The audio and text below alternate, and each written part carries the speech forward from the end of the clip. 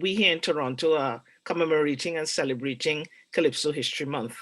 On October 17, we embarked on our first virtual Calypso Symposium, and my presentation then was called Calypso as Drama and its Theatricality. So I'm presenting it here now on YouTube for a wider audience, and for those of you who had logged on Facebook and weren't able to see my entire presentation, here's an opportunity for you to see it again. Now, Calypso has long been associated with Carnival for well over 175 years. But perhaps it wasn't until 1933 we saw the introduction of Calypso drama in a Calypso tent. And one may ask, what would have caused such a delay? I think it has to do with the art form. You see, Calypso is sung by one singer who is not particularly interested in giving up his or her style of performance and idiosyncrasies on stage for the teamwork effort that is required for a dramatic performance. However, it was not until 30 years later that we saw the resurgence of Calypso drama in a Calypso tent in 1964 as part of the nightly program in the Calypso's offering for the evening. And here I would want to just share with you my screen so that you're able to, because part of my presentation is a PowerPoint, and I want to share with you the journey of my talk through these visuals. Yeah. Now, as I said, it wasn't until 1964 we saw the resurgence of Calypso drama back in the nightly program of Calypso tent. And we saw such sketch comedies and dramas as The Trial of Mano Benjamin, Stella Wedding Scandal, The Governor's Ball. All these were billed as Calypso comedy and Calypso drama at the original Young Brigade tent. It is interesting to note that the entire cast for these sketches were the Calypsonians themselves, starring such luminaries as Lord Brigo, Lord Blakey, and the tent's MC, Bill Trotman. In these presentations, the story of one Calypso would be developed into a sketch comedy. Let us examine the dramatic structure and storytelling nature of Melody's Calypso, Jonah and the Bake, for example. There is evident dialogue, characters, and sound effects, basic elements of a drama that you will find in this particular Calypso. Jonah? Yes, Pa? You tea for bake here? No, Pa? Well, one gone. One gone. And the power fly up in the preacher head. He raff a belt and nearly killed the poor children dead with whap, whap, whap, whap, whap, whap, whap, whap. The neighbors around couldn't sleep again since the power fly in the old man brain. Is a prancing and a shouting and a running about, and the father bawling, shut your mouth! I roast 4 bake, one gone for a walk. Where it gone to? Nobody wouldn't talk. I'll give you now until 6:30, otherwise I'm going to hang somebody with licks. Now, this Calypso, while it seems a very straightforward one and locates itself in the genre of realism, the fact that the belt takes on its own narrative can easily put the drama of this Calypso in surrealism, or even posits itself in magic realism. The belt becomes a character, and the power that goes up in the preacher's brain is also another character that is the manipulator of his actions. This is the drama that I allude to when discussing Calypso as drama. How do we find in the Calypso composition the elements of drama. Its subsequent staging then becomes its theatricality.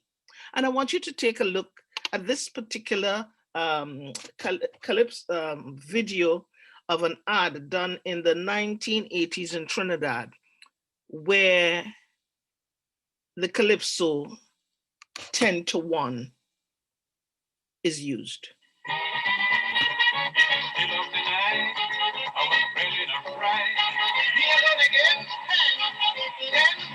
Remember the hollow chicken of drama. I say to myself that was my last supper. They say how I push the gal from ordinary life is strong. Now in this ad, Sparrow's 10-1 Calypso is given a filmic treatment.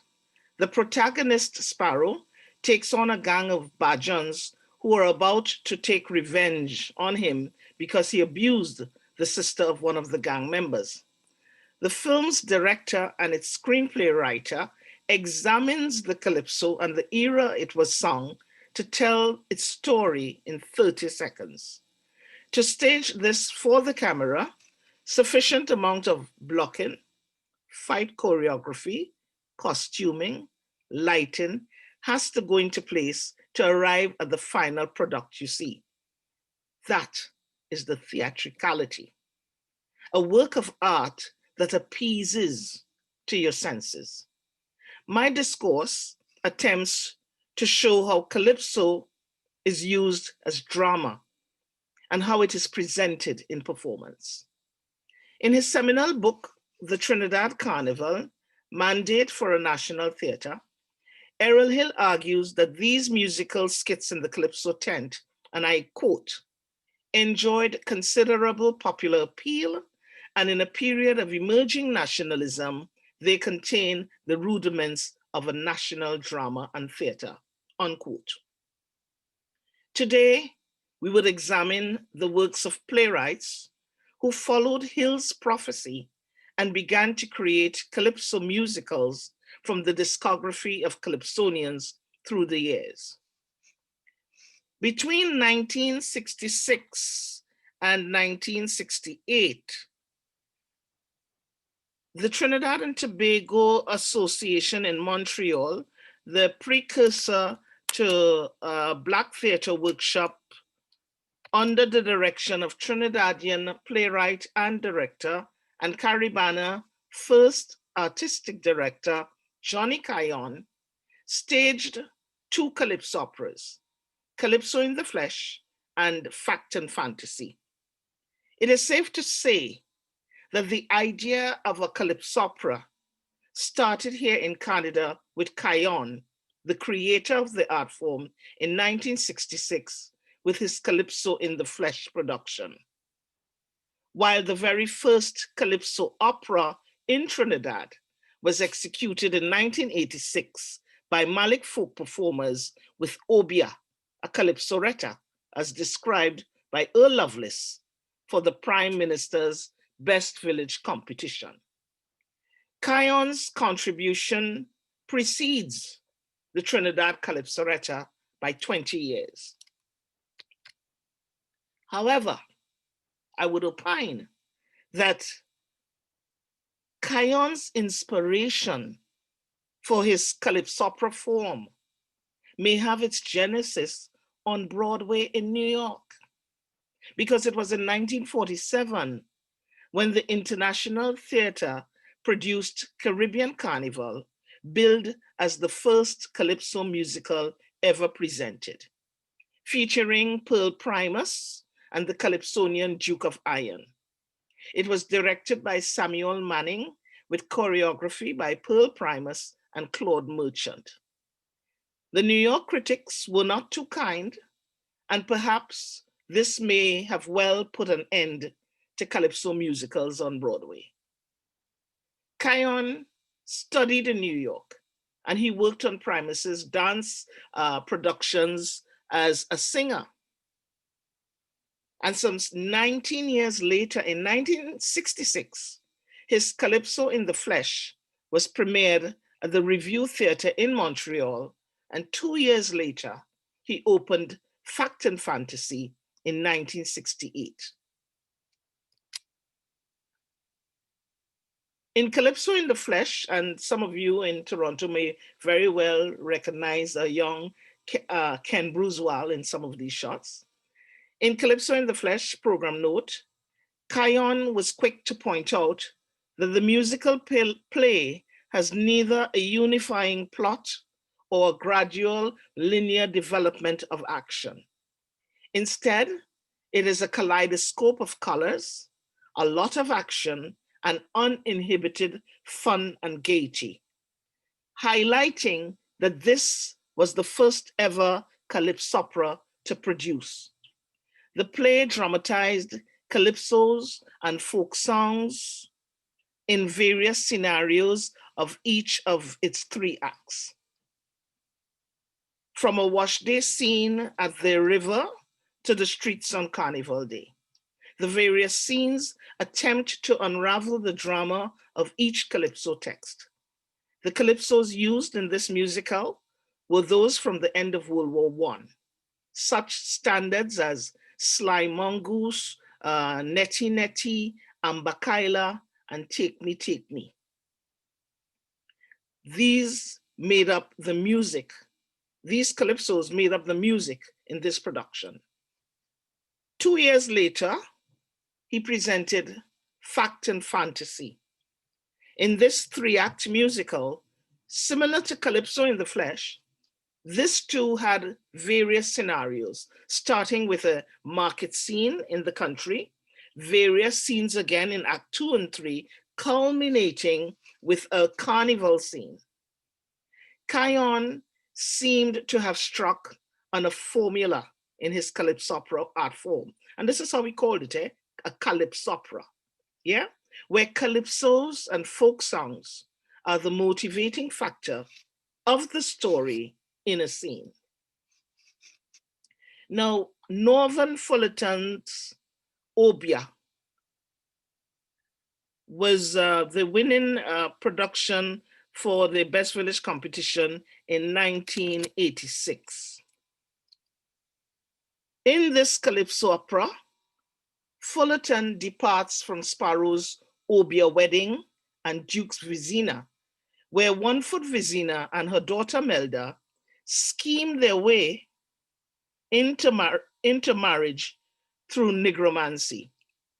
Fullerton would have been following the similar format used in the tent 20 years before, where the calypso composition is fleshed out into a story.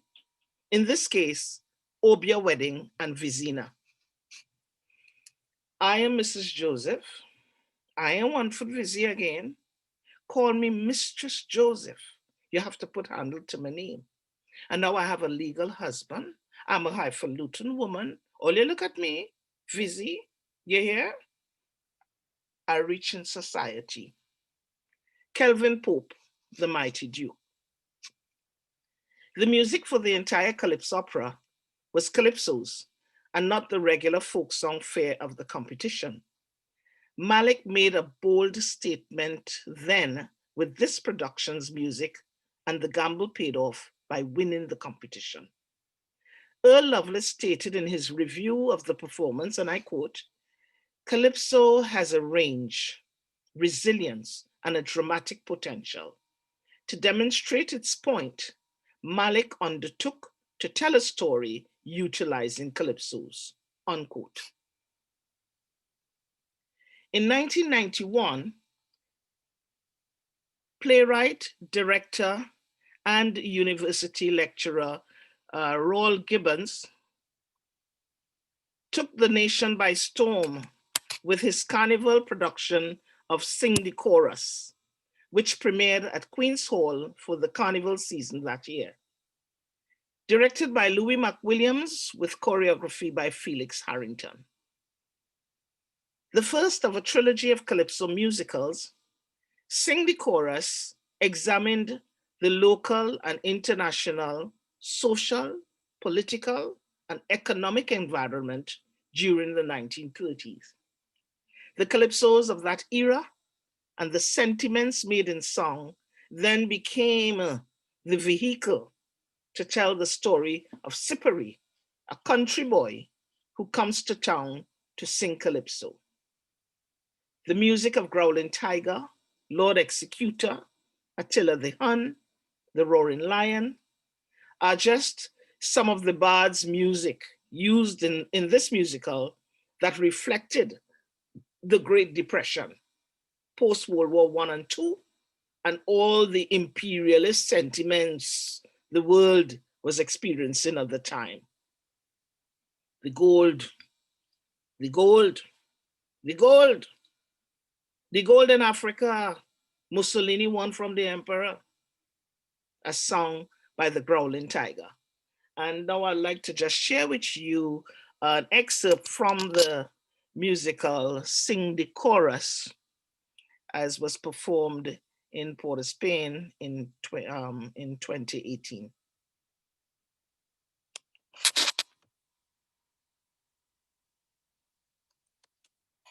Head down my bagels. New York, I am missing that boat. Me neither. Dorothy will have to look out for herself. All you do fast. Wonder Boy, you're not anxious. It's New York, you know. I know I'm good, but look at the names in the race. Attila, Lion, Tiger, Growler, Radio himself. But them is the giants of the earth. What is for you is for you. Nobody can thief your luck. Matilda! What happened, boy? God damn, man. You know what she do? What she do? She ain't finished cook. What? She iron the clothes? Me money. The time, woman, take my money and go. You mean the money was stashed away for the 2 hours? What don't meet you? Oh boy, so where's she going? She must be going down the Thank you, Becky. Back in minutes. By the scenes, what she said, so she said. God, I didn't hide that money so good. Not good enough, darling. I hear it sounds some very nice young Venezuelan men in town. So, where she gone? Where she really gone? Eh? Matilda. Matilda.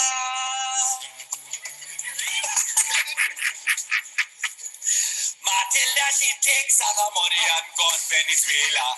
Everybody, Matilda, sing it out, boy. Matilda, what is it called? Matilda, she taking money and gone Venezuela. It really got my friends, but what to do? Listen how the woman drop that room. Oh God, Matilda, she taking money and gone Venezuela. Everybody, Matilda, sing it out, boy. Matilda, get the call. Matilda, she taking money and gone Venezuela. $5,000, friend. Now he followed this up the next year with A Wanna Fall, shining a light on the calypsos of the mighty Spoiler.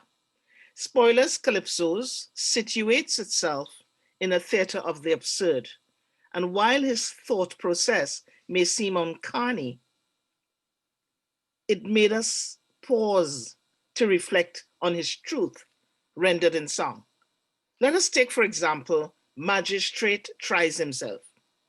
He self-told himself, "You're charged for speeding." He self-start to shout, "The policeman lying." He self-tell himself, "Don't shout," and charge himself for contempt of court. Or in Cat Brain, where his sister has a brain operation, and for wickedness, the surgeon put his sister's cat brain in her head, and the brain she had, he puts it in the cat own instead. So she turns a cat, ransacking the bedroom, looking for mouse, and the cat would have she brain cozy on top of the bed, bussin' kiss on top of she husband head. Such was the mind of Theophilus Philip, the mighty spoiler. The final part of his trilogy was 10 to 1. This musical play focuses on the works of Mighty Sparrow and his trajectory to make the Calypsonian and Calypso a respected art form and profession that the world could recognize. His rise to fame at a time when a nationalistic euphoria took hold of the country, the entry of Dr. Eric Williams and his new P&M party designed to take the Trinbagonian and by extension, the Caribbean region out of the claws of colonialism to self-reliance and independence. Here comes Sparrow in all of this, taking on the society, taking on the Bajans, the Carnival Committee, other Calypsonians. You remember the war between Melody and Sparrow? And Kitchener too. Unlike his first two trilogies, Gibbons paints a picture of Sparrow as a lone warrior taking on the world. 10 to 1 is murder. Inspired by Gibbons' trilogy, other playwrights like Zeno, Constance, and myself wrote Calypso musicals to add to the Calypso drama canon. Constance's The Roaring '70s premiered at the Emancipation celebrations in 1994 at the Mucurapo Senior Comprehensive School Auditorium, directed by Louis McWilliams. This musical was centered around the Black conscious calypsos that marked the 1970s Black Power revolution the world over. The marches and guerrilla movement in Trinidad and Tobago, the political unrest, and the evident distrust of the nation's youths. Constance, like Valentino, wanted to train our lens to an apparent cultural amnesia bereft of our society. Trinis have a funny way of forgetting. Their history to them, like it don't mean nothing. The history that went down here in the 1970s, as though it never was today in this century. But don't care how they try to tarnish these historic memories. I would always remember the roaring '70s. Tell them to teach the children about this piece of history. 21st of April, the year of our Lord, 1970. Anthony Emerald Philip, Brother Valentino. And in the case of Duke's Black is Beautiful, reflecting the Black pride pervading the society at that time, Duke reminded us, many, many, many, many years it took us. Many, many, many, many years it took. Now we found the natural look.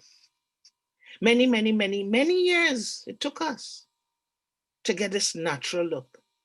Suddenly, out of the blue, this thing have struck like something new. Everybody, young and old, wearing afro and telling the world, Black is beautiful. Kelvin Pope, the mighty Duke. The discography of Shadow's music was made into a musical play I wrote and directed called Bassman and presented by the Signal Hill Theatre Workshop. I told a story based on the interviews I had with Shadow himself, where he spoke of his very rough childhood growing up in the village of Leketo in Tobago, right up to his attempt to sing in a Calypso tent in Trinidad and winning the Road March title in 1974 with Bassman. Finding in his playlist of calypsos the correlation with his life in song, making Bassman a biomusical, much like in the same vein of the recent Broadway musical I, Tina, that tells the story of the iconic singer Tina Turner. Maybe I was an unwanted boy, I don't know. Why my childhood days was terrible so. From the time I answer, they're pushing me around. I thought from experience they want me to grow up a clown. Because if I go play with my neighbor Roy, let's come back here, boy. And if I tumble down and spoil my clothes, they want to kill me with blows. It's come here, Winston. Sit down here, Winston. Always pushing me around. Winston Bailey, The Shadow. In 1994, Tony Hall took Sparrow's 1956 winning calypso Yankees Gone, also known as Gene and Dinah, and collaborated with Susan Sandiford and myself to write a play. The play was in response to Sparrow's bombastic claim in the song, "The Yankees Gone and Sparrow Take Over Now." A calypso that made a statement on the nationalistic atmosphere of the country in 1956 and the US occupation departure from Trinidad. Using his Juve popular theater process, Hall sought to create a play from the woman's perspective. The play, and I kid you not, this is the entire title of the play, Gene and Dinah, who have been locked away in a world-famous calypso since 1956, speak their minds publicly. It was not only a departure from the calypso, but according to Hall, the play in itself, its construction, was indeed one big calypso. Lines from calypsos were borrowed freely as part of the narrative in the same light a Shakespeare text is lifted and manipulated. References to other calypsos, to other calypsonians like the warlord Blakey and Little Sparrow, made up part of the characters we also hear about in the play. And I will share with you now an excerpt from the play Gene and Dinah.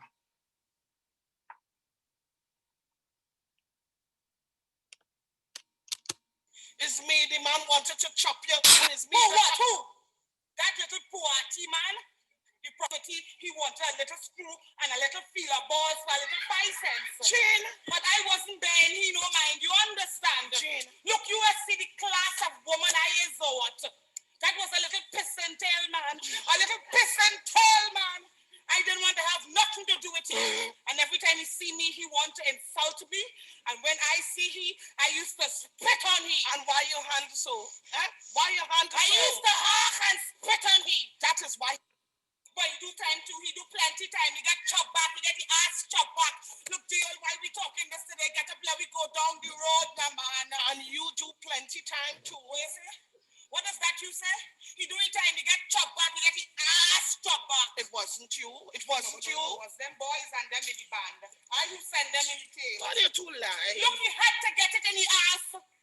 Because yes, I stand up inside of the shop talking to them girls and my popo behind the counter, and I stand up there talking good, you know. All I hear is, look out! Oh, God! And then I do so! Ah! That was it. This is the hand, you know. This is the hand. So tell me something. Whatever become of he now, Gil? He asked dead now. Dead like 6 months. I nearly dead in that blasted hospital. 6 months. 6 blasted months, huh? Look, Dinah, why you have me talking this girl? Get up now. Let me go now, man. I lie down here.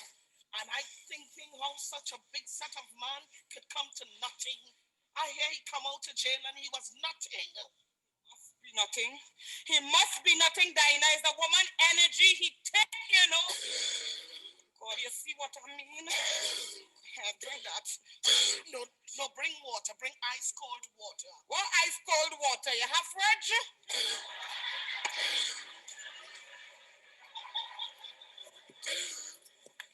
You see what I mean? Also now we could have been down the road, enjoying ourselves. Enjoying ourselves. No, this form of using calypso text as part of a play's narrative was also utilized in Carnival Medea, a reimagining of Euripides' Greek tragedy that I co-wrote with Shirlene Holmes. When Shantwell brings news of Jason's wife's death from Medea's Obia, he says, there was a rumbling and a tumbling in the atmosphere. Elsewhere in the drama, Jason scolds Medea about her behavior. You rant and rave and misbehave. Huh? Get on bad in the people place. These are just examples of how Calypso's verse and chorus can become a narrative for drama. What I did here is lift from the Calypso the Graf Zeppelin by Attila the Hun and a combination of Chris Tambu Herbert's Rant and Rave and Andre Tanker and Three Canals' Bin Lion. One may argue that Calypso in print loses its impact as it is such a visual and an oral form. I beg to differ because a play is written first to be read before it is performed. Therefore, any calypso in print has the potential to be drama, and a director is well poised to give it its theatrical treatment. So, in closing, it is apt to say calypso is a literary form. It's poetic, it's storytelling, it's comical, it's satirical, and it can also be a farce. These are valid reasons to see its connection to drama and theater.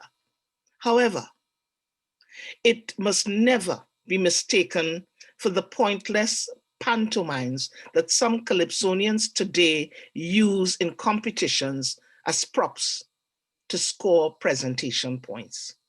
And this brings me to the end of my presentation. And I trust and hope that we can have a little feedback of what was discussed here today, so that we can continue to commemorate and celebrate the Calypso History Month. Thank you very much, and I look forward to continuing the discourse with you.